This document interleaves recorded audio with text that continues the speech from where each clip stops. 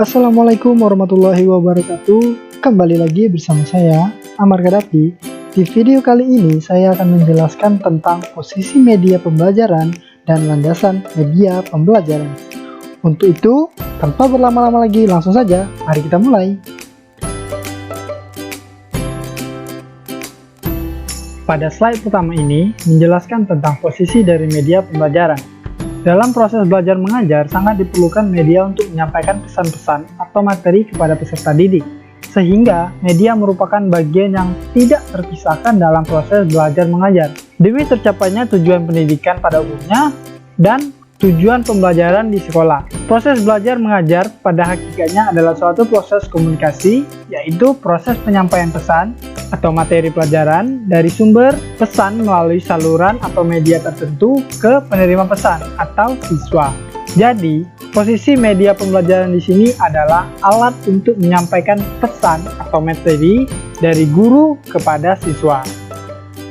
Baiklah, pada slide kedua ini kita kembali diingatkan pengertian dari media pembelajaran. Omar Hamalik mendefinisikan media sebagai teknik yang digunakan dalam rangka lebih mengefektifkan komunikasi antara guru dan murid dalam proses pendidikan dan pengajaran di sekolah. Baiklah, pada slide ketiga ini kita dijelaskan mengenai fungsi dari media pembelajaran. Kita memiliki 6 fungsi media pembelajaran secara luas. Yang pertama adalah membantu memudahkan belajar bagi siswa dan juga memudahkan pengajaran bagi seorang guru.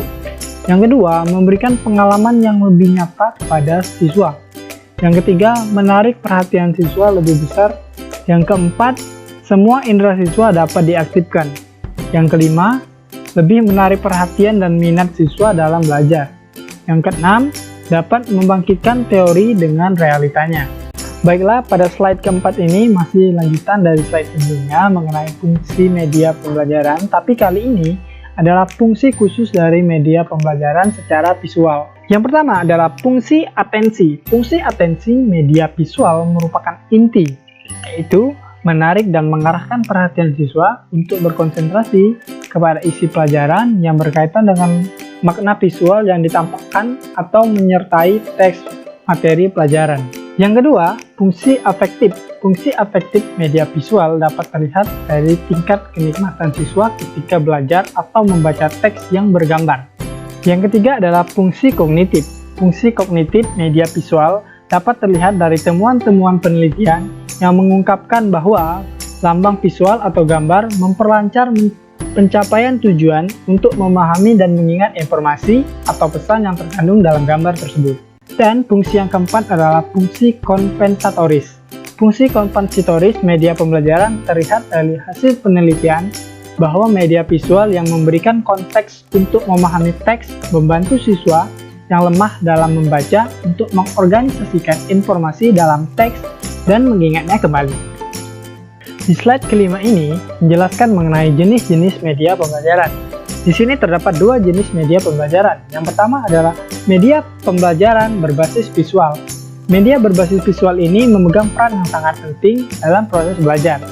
Media visual dapat memperlancar pemahaman, misalnya melalui elaborasi, struktur, dan organisasi, dan dapat pula memperkuat ingatan siswa. Visual dapat pula menumbuhkan minat siswa dan dapat memberikan hubungan antara isi materi pembelajaran dengan dunia nyata. Agar menjadi efektif, visual sebaiknya ditempatkan pada konteks yang bermakna dan siswa harus berinteraksi dengan visual atau gambar tersebut untuk meyakinkan terjadinya proses informasi. Jenis yang kedua adalah media yang berbasis audio visual. Media yang berbasis audio visual dapat berupa film, rekaman video, dan lain sebagainya.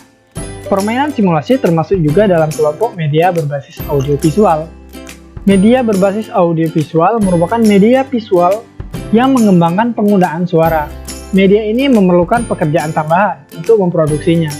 Salah satu pekerjaan penting yang diperlukan dalam media audiovisual dalam menulis naskah dan storyboard, yang memerlukan persiapan yang banyak, rancangan, dan penelitian.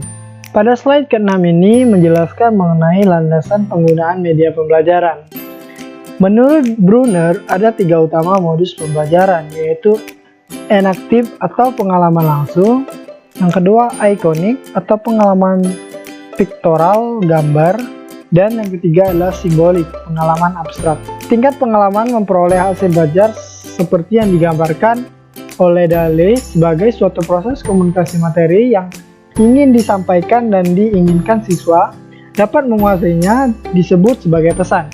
Guru sebagai sumber pesan menuangkan pesan ke dalam simbol-simbol yang disebut sebagai encoding, dan siswa sebagai penerima pesan tersebut sehingga dipahami sebagai pesan atau decoding. Pada slide berikutnya menjelaskan ada 5 landasan dari media pembelajaran. Yang pertama adalah landasan psikologi media pembelajaran.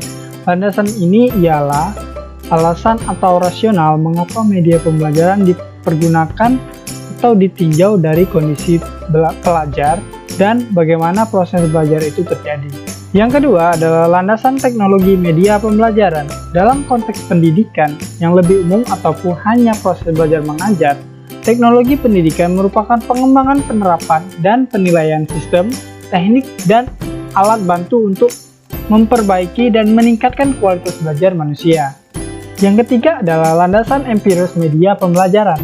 Artinya, bahwa pelajar akan mendapatkan keuntungan yang signifikan bila ia belajar dengan menggunakan media yang sesuai dengan karakteristiknya. Yang keempat adalah landasan filosofi. Konsep pendidikan secara filosofi mirip dengan pendidikan klasikal, yaitu bertumpu pada asumsi bahwa model pendidikan itu hendaknya merupakan suatu bentuk atau contoh utama dari masyarakat yang lebih luas sebagai hasil karya pendidikan. Yang kelima atau yang terakhir adalah landasan religius. Menurut Dr. Andes Mahfud Salahuddin dalam bukunya Media Pendidikan Islam, menyatakan ada beberapa dasar penggunaan media, diantaranya adalah dasar religius yang berkenaan dengan penggunaan media pembelajaran. Dalam masalah penerapan media pendidikan agama, harus memperhatikan jiwa keagamaan peserta didik. Oleh karena itu, faktor inilah yang justru menjadi sasaran media pendidikan agama yang sangat prinsipil, dengan tanpa memperhatikan serta memahami perkembangan jiwa anak atau tingkat daya pikir anak, sebagai firman Allah dalam surat An-Nahl ayat 125 yang artinya, serulah manusia pada jalan Tuhanmu dengan hikmah dan pelajaran yang baik, dan bantahlah mereka dengan cara yang baik.